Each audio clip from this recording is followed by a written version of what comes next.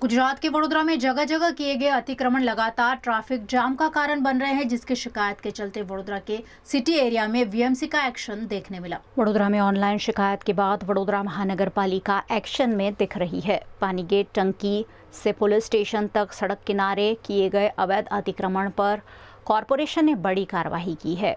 महानगर पालिका की टीम ने सड़क में बाधा बन रहे लारी गल्ले और फुटपाथ पर लगे अवैध कब्जों को हटाया है। कार्रवाई के दौरान बड़ी मात्रा में सामान भी जब्त किया गया, जिसे एक ट्रक में भरकर ले जाया गया।